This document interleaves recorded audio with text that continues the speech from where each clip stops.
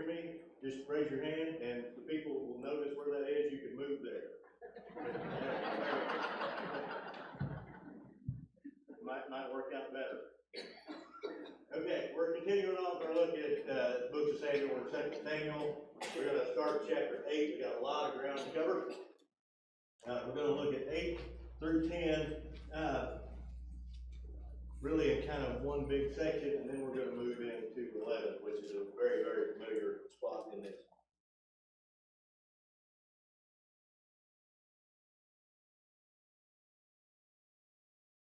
Really makes note of David's victories. It's one of those spots we get these occasionally where we kind of get a summary statement of the things that have gone on, and this is kind of one of those in chapter 8 where David has subdued the Philistines, and we'll talk about the other nations around them. Okay? All of this, there's some neat stuff in there. We just dismiss it. And all of this really with the theme of, and God is with David. And so we have the kingdom, the capital has been moved to Jerusalem, David's palace is built there, and now we have all of the things that he has been able to accomplish. This is in a short amount of time, it's been taking a while. But he subdued the Philistines, and that's the first thing that they mention. That's the first thing the writer mentions here, because that just sets up the contrast between David and Saul. And Saul could not get this done, or did not get this done, but David does. And so God is giving them rest. I just wanted to kind of mention that. There's a couple of things that I want us to see in chapter 8, and that is that it lists out the people who are in David's service. One little thing that kind of confused me a little bit, it's not hard to confuse me, but this is what happened. At the very end of chapter 8 verse 18, talks about Benaniah, who was over the Cherethites and the Pelethites, and David's sons were priests. Just above that, we have the priest Zadok, the son of Ahitub, and Ahimelech, the son of Abiathar, were the priests. And David, it says David's sons of the priests. I don't think that's meant to be confusing. I think that's just part of the way this is translated, some of it, because it also could be thought of as royal officials. Okay? So it's not necessarily that they're performing the rights and duties of the priest, that they are involved in David's reign. So I do want to jump in. Let's look at chapter 9. We'll do some more reading here. All right. And David said, "Is there still anyone left of the house of Saul, that I may show him kindness for Jonathan's sake?" There was a servant of the house of Saul whose name was Ziba. And they called him to David, and the king said to him, "Are you Ziba?" And he said, "I am your servant." The king said, "Is there not still someone of the house of Saul, that I may show the kindness of God to him?" Ziba said to the king, "There is still a son of Jonathan. He is crippled in his feet." And the king said to him, "Where is he?" Ziba said, "He is in the house of Machir, the son of Amiel, at Lo-Debar." Then King David sent and brought him from the house of Machir, the son of Amiel at Lo-Debar, and Mephibosheth, the son of Jonathan, son of Saul, came to David, fell on his face and paid homage. And David said, "Mephibosheth." And he said, "Behold, I am your servant." David said, "Do not fear, for I will show you kindness for the sake of your father Jonathan. I will restore to you all the land of Saul your father, and you shall eat always at my table." And he paid homage and said, "What is your servant that I should show such regard, that you should show such regard for a dead dog such as I?" The king called Ziba, Saul's servant, and said to him, "All that belonged to Saul and to his house I have given to your master's grandson. You and your sons and your servants shall till the land for him, and shall bring him produce, that your master's grandson may have bread to eat. But Mephibosheth, your master's grandson, shall always eat at my table." Ziba had 15 sons, 20 servants. Ziba said to the king, "According to all that my lord the king commands his servant, so will your servant do." And Mephibosheth ate at David's table like one of the king's sons. And he had a young son whose name was Micah. All who lived in Ziba's house became Mephibosheth's servant. He lived in Jerusalem. He always ate at the king's table, and he was lame in both feet. David had made a promise to Jonathan he would take care of his offspring with the kindness that Jonathan showed, and it seems to have taken a while, but now that everything's kind of settled, David says, okay, let's find him. Is there anybody there? We find him, he was, during one of the fleeing of Saul's family, he was dropped as a child and lame in both feet. And so David brings him and makes good on the promise. Just a couple of things worth noting that Ziba will show up again later in some of the trouble that David has within his own family. He'll show up again later. This is just kind of introducing him to him. I can't imagine Ziba and his family being all that thrilled with David finding this grandson of Saul. They had been Saul's servants. They seemed to be the ones who were in charge of Saul's remaining land, and now they are going to be servants to this new guy on the scene. It's another one of those great examples of David making good on his promises and really being a man after God's own heart, right? Understanding that he's got to be a person of integrity. Commentaries kind of,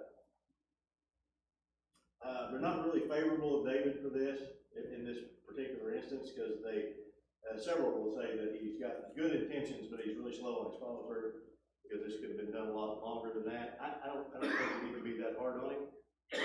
There's been a lot going on, as you can see from chapter 8, of all of the battles that he's won and the way that he has taken care of Israel, and now that he's settled, he's making good on it. All right? Chapter 10. Chapter 10 is another one of those with David and the Ammonites, and that's something that we could read and take a look at. It's just another spot where we see David's kingdom grow. The empire, or what we think of as the empire scene here anyway, is not nearly as large as some of the empires, the neighboring empires around them will be, like Syria and Babylon. But it does show what God making good on his promise to subdue the people of Canaan and to have for his people to have rest. Okay? And that's where we're going to leave that part. Some of this will come into play as we move on through the book. I really want to get to chapter 11, because this is where there's just a lot of good stuff. Chapter 11 for us to see. In the spring of the year, the time when kings go out to battle, David sent Joab and his servants with him and all Israel. They ravaged the Ammonites and besieged Rabbah, but David remained in Jerusalem. It happened late one afternoon. David arose from his couch and was walking on the roof of the king's house. He saw from the roof a woman bathing. The woman was very beautiful. David sent and inquired about the woman. And one said, "Is not this Bathsheba, the daughter of Eliam, the wife of Uriah the Hittite?" David sent messengers and took her. She came to him, and he lay with her. She had been purifying herself from her uncleanness. Then she returned to her house. The woman conceived, and she sent and told David, "I'm pregnant." Let's stop there for a second. There's enough there for a little while. In the spring of the year, the times when kings go out to battle. Didn't even know there was that time of year. Didn't know it was war season. But apparently there is. Ancient Near East, you don't fight in winter. But they had besieged the city of Rabbah. They're kind of holding it there. And then in the spring, all the troops are going to go back. And we notice that David does not go. This is a problem. Okay, that's problem one. The king of Israel is seen as her military leader. Okay? And for David to not go is kind of just him being in the wrong place. Being in the wrong place. Something we ought to pay attention to. Okay? I don't know. I can't answer for everybody. But a lot of the stupid things that I've done in my life, there's a bunch of them. We don't have time to go through them. But many could probably be traced back to not being where I should have been. Anybody else? Okay, all right, let me get some agreement there, right? And where we should not have been. I heard a guy a long time ago talk about,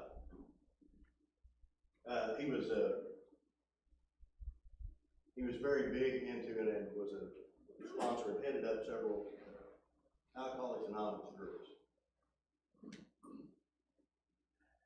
And he said that the number of times that he would get calls from the people that he was sponsoring in this particular group, they would say, "Man, I've messed up. I fell off the wagon," or however we want to phrase it. And he goes, "Right, tell me what happened." He goes, "Well, I was with my friends and we went to this bar." And he goes, "Okay, right? What are you doing there? Right? You're in the wrong place. Maybe it's not where you belong."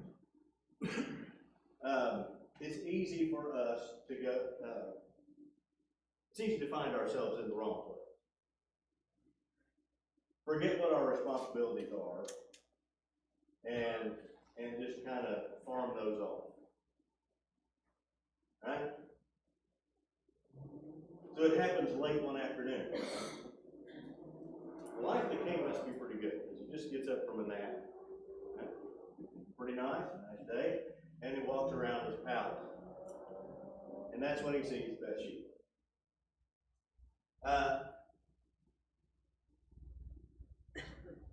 There's a little bit of hints in various commentaries about Bathsheba. And maybe Bathsheba having some responsibility in this. I disagree with that completely. Okay? I do. I'm sorry. We've already seen David's not where he's supposed to be. From his palace, we assume that he can see a lot of the city of Jerusalem. I mean, you wouldn't build a palace for your king and not be able to see anything. Right?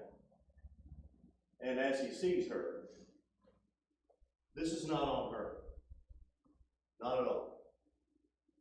This should be just perfectly fine for her to be bathing where she is. It's David's problem. And David sees her and notices that she's beautiful. Most, and I'm sure that there are disagreements with this, but most of the scholars that look at this say this is that at that distance, David has no idea what her face looks like. Okay? You with me? It's her figure. And he won't let this go. I don't know how big the palace is. I'm sure it's probably told us somewhere that I've missed. But I'm sure there's another side to it. Talk about not being where you belong. Or not getting where you belong. But he hangs on to this until he begins to ask, who is she? This is Bathsheba, the wife of Uriah the Hittite. Uriah the Hittite, one of David's trusted and mighty soldiers, who happens to be gone. And the wheels begin to spin. So he sends for her, and he lays with her. Again, the text does not tell us this. But there is some question to whether she's a willing participant in this or not. Okay? There just is.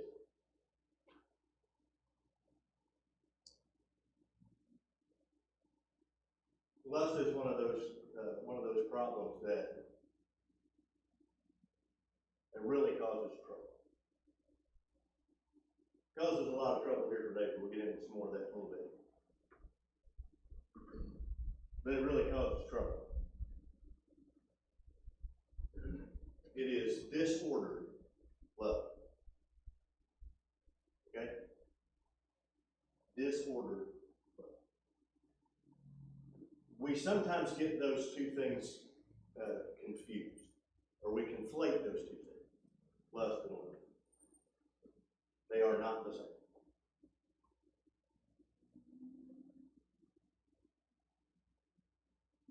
Lust is one of those things that we see over and over. We've talked about over and over. We see it talked about over and over in Scripture. It's one of those things that never quite gets full. Right? It's a desire that we have that never quite gets full. And there's always more. We always want more. Never completely satisfied. And it leads to real problems. It leads to real problems for David here. It leads to real problems for us if we are lustful people. Can I say that? Okay? But it leads to real problems for others. Bathsheba as one. Or the number of people who are victims of human trafficking now. Right? The damage that it does to others may be one of the most ugly parts of this idea of lust. With me? Okay.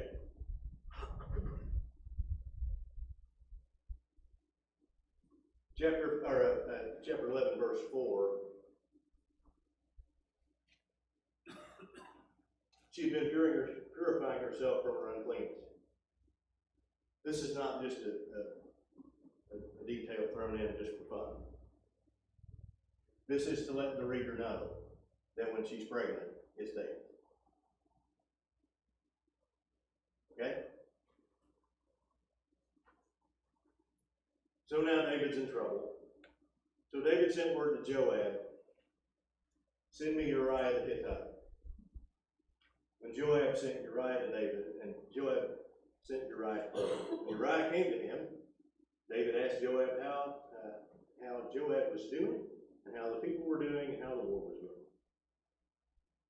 David said to Uriah, go down to your house and wash your feet. Uriah went out of the king's house, and there followed him a present from the king. Uriah slept at the door of the king's house with all the servants of his lord and did not go down to his house. When they told David, Uriah did not go down to his house, David said to Uriah, have you not come from a journey? Why did you not go down to your house? Uriah said to David, the ark of Israel and Judah dwell in booths, and my lord Joab and the servants of my lord are camping in the open field. Shall I then go to my house to eat and to drink and lie with my wife? As you live and as your soul lives, I will not do this thing. David said to Uriah, remain here today also. Tomorrow I'll send you back. Uriah remained in Jerusalem that day and the next. David invited him, and he ate in his presence and drank, so that he made him drunk. And in the evening, he went out to lie on his couch with the servants of his lord, but he did not go down to his house. David's got a problem, but he knows how to fix it. Right? He's a fixer. Uriah has been at battle. If I bring him home, this can all be over. We can all go on our way like nothing. What he doesn't count on is Uriah the Hittite is more of a person of integrity than David the king of Israel. What happened? Isn't that always the way? Isn't it always frustrating when we run into people who have a lot more integrity than we do? And that's all. That's what happened. He can just bring him home. Sure, his soldier will go to his house. Surely he'll sleep with his wife. I mean, he's been camping out in the open field with a bunch of guys. Surely this will happen. But no. I can't do this kind of thing. Not while the presence of God still dwells in the tent and my fellow soldiers are camping in the open field. No. Now what do we do? Well,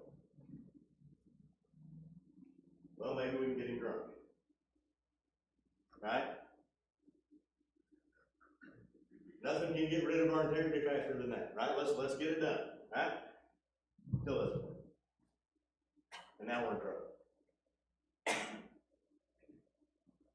In the morning, David wrote a letter to Joab and sent it by the hand of Uriah. In the letter he wrote, set Uriah in the forefront of the hardest fighting, and then draw back from him, that he may be struck down and die. And as Joab was besieging the city, he assigned Uriah to the place where he knew there were valiant men. And the men of the city came out and fought with Joab, and some of the servants of David among the people fell. Uriah the Hittite also died. Joab sent and told David all the news about the fighting. He instructed the messenger, when you finish telling all the news about the fighting to the king, then if the king's anger arises, and if he says to you, why did you go so near the city to fight? Did you not know they would shoot from the wall? Who killed Abimelech, the son of Jerubbaal? Did not a woman cast another millstone on him from the wall, so that he died? Why did you go so near the wall? Then you shall say, your servant Uriah the Hittite is dead also. So the messenger went and came and told David all that Joab had sent him to tell. The messenger said to David, the men gained an advantage over us and came out against us in the field, and we drove them back to the entrance of the gate. And the archers shot at your servants from the wall. Some of the king's servants are dead, and your servant Uriah the Hittite is dead also. David said to the messenger, thus shall you say to Joab, do not let this matter displease you. For the sword devours now one and now another. Strengthen your attack against the city and overthrow it. And encourage it.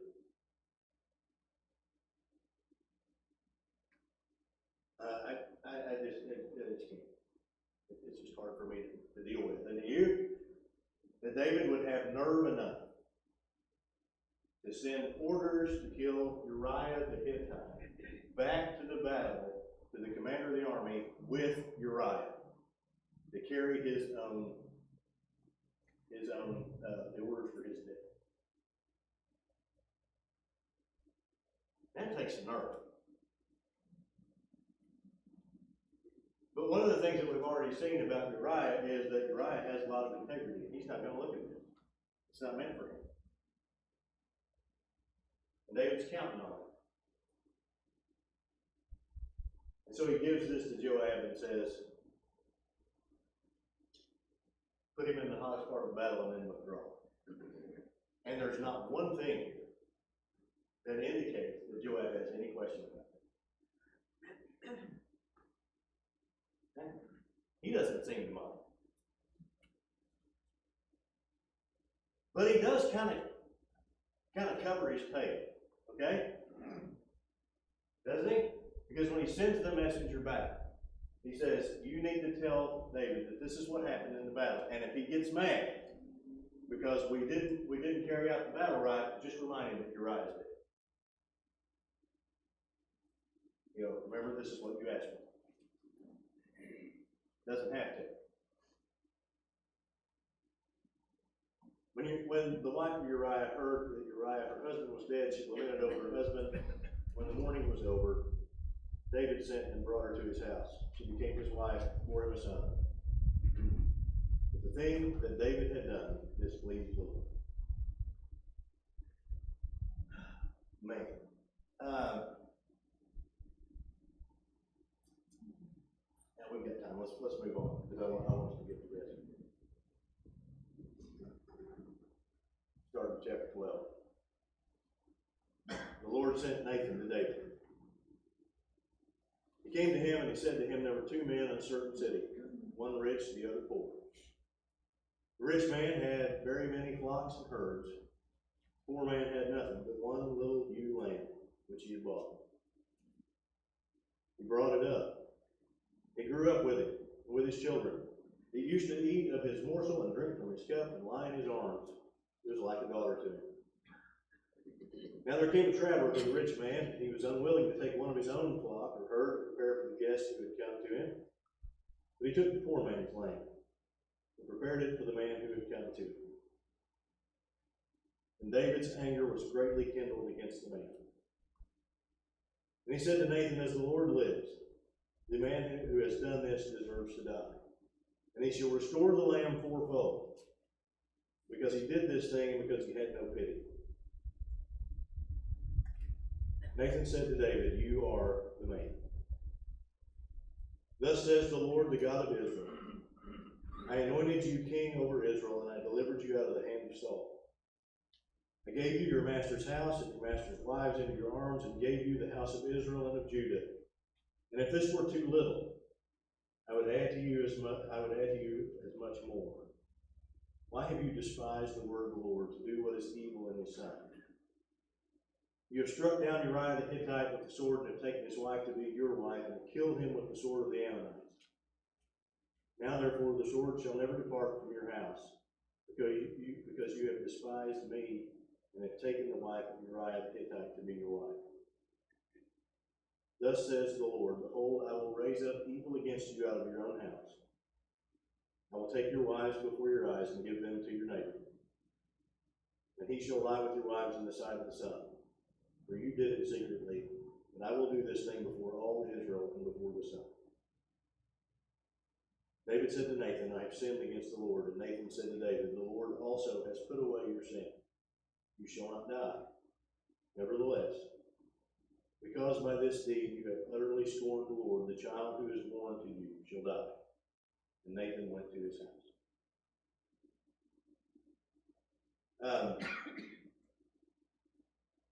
I like Nathan's story, don't you? I mean, it's a really good way of setting this up. This one guy has just this one little lamb, just has this one thing. And a rich man comes and takes it from him. And David says, man, that's just wrong. That's just wrong. And until Nathan goes, that's you. A couple of things. First one is, it's really easy to see the problems with somebody else, isn't it? I mean, as Nathan tells this story, this doesn't seem to be, this doesn't necessarily seem to be, a parable. This is almost like Nathan is reporting this thing actually happened and waiting for David to render judgment.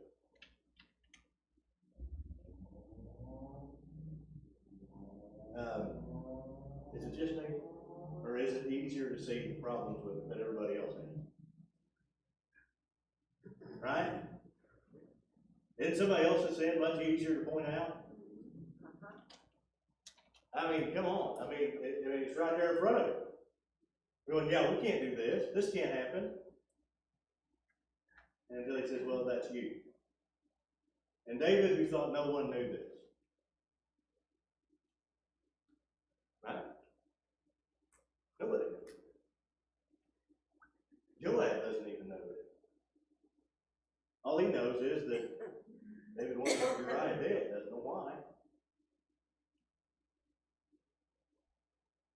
Never fun when those things come home, is it? All right. I love what Nathan has to say. What God, the Lord, the God of Israel, said, I anointed you king over Israel, and I delivered you out of the hand of Saul. David is the runt of the litter, right? Of the sons of Jesse. We saw that when Samuel goes to Bethlehem to find the king. And all of the sons parade in front of Samuel, and he goes, surely this is the one. Right? Because these guys just look like they would fit the part. He says, well, there's another one, but he's just, he's out keeping the sheep. And God has taken him from being just kind of the run of the litter, kind of the lowest one on the totem pole, and raised him up to be king of Israel. He has given him. Right? Gave you your master's house, your master's wives into your arms, and gave you the house of Israel and the house of Judah. If this were too little, I would add to you as much more. I think, and I don't know this, I haven't gone back and counted myself, but as far as commentators go, that they number David's wives at this point somewhere around 20 before not enough, right?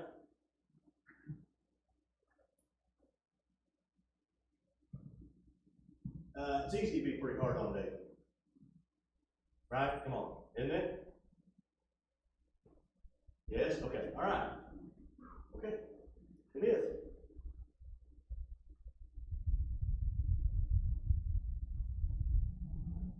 That doesn't let us off the hook for most of the things that we do.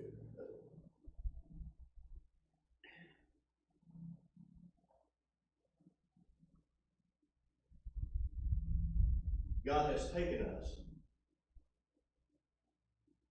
from being pretty low on the totem pole,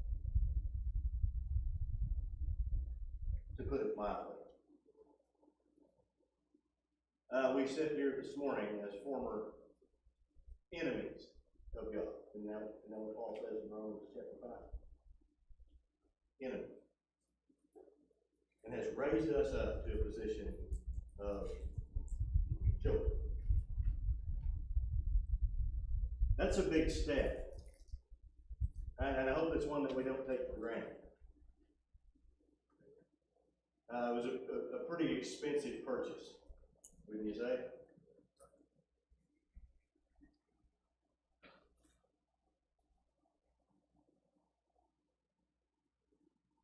But oftentimes,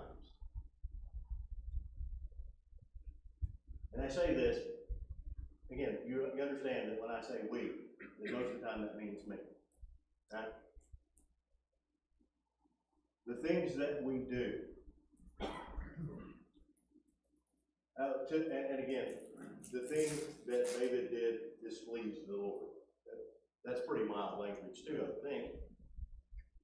The things that we do to displease God often happen because we forget what He's done for us. Would you agree with that?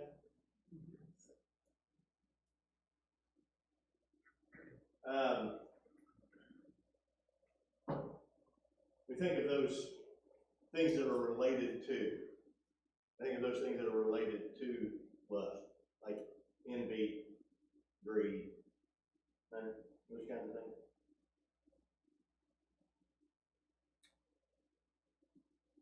things. Those are the things that we get involved in because we have forgotten what it is that God has given us already.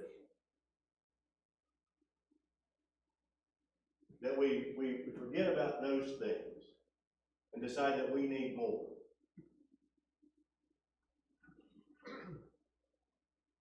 And we don't think about asking God for more, because if we do that, we might have to stop and think about all He's done already. And it might seem like too much, so we just do it on our own, like that.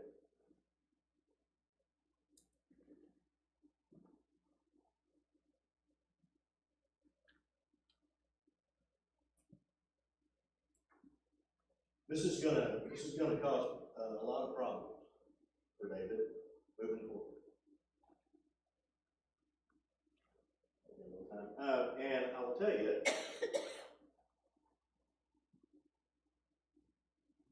it doesn't seem right. What doesn't seem right to me is that it's not David who dies because of this. It's the son of David and Bathsheba.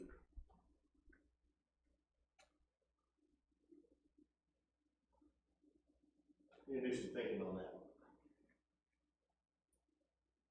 As we start talking about that, that's kind of where we'll jump off next week, and that's kind of where we'll start there. But this doesn't seem right. But a lot of things, as it results from our sin, doesn't always seem right either. But a lot of times others suffer a lot because of the choices we make. Do you agree?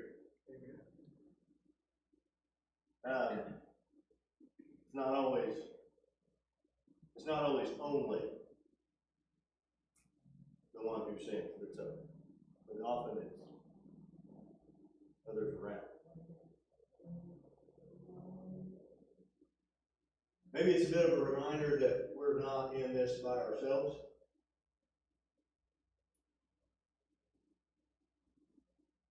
That there are others. There are other people who are in our sphere of influence.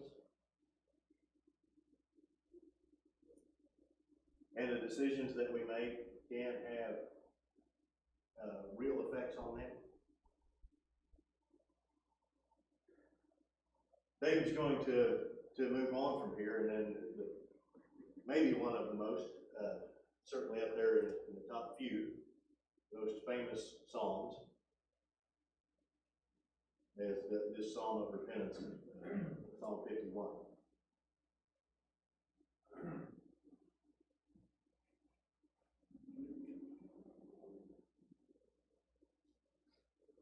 The Lord has also put away your sin. God's going to forgive you. But there are still things that are going to happen to God. Another important thing for us to remember. But the things that we do will all often come back to bite us.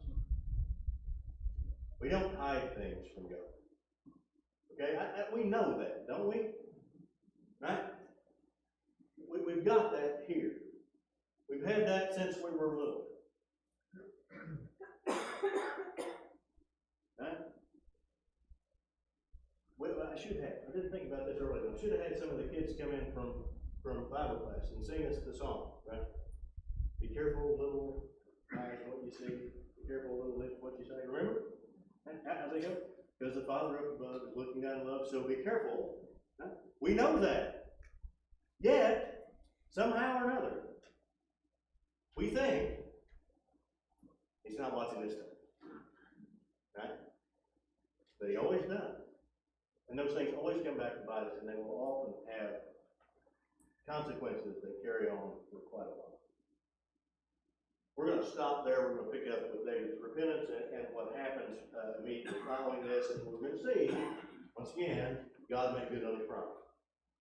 And it's not going to be good for the house of David. All right? Let's have a prayer. Father, we thank you so much for today. We thank you for the beauty that we see around us, and we are just reminded of who you are, of your greatness, and of your holiness, of the great love that you have for us. We're reminded, Father, of all of the great things you've done for us in our lives. And we ask that you help us to remember those things. How you've taken us from being your enemies to being children. And given us an inheritance. Given us your presence. The great promises. We don't take those for granted. We try to do things our own way. We are sobered by the fact that the things that we do can have great effects on others. Help us to remember that as we continue to walk as your people. That others are watching. That others are affected by the things that we do. May our steps always be leading closer to you. We're thankful for all that you do for us. We're so thankful for our time together this morning. It's in Jesus' name we pray.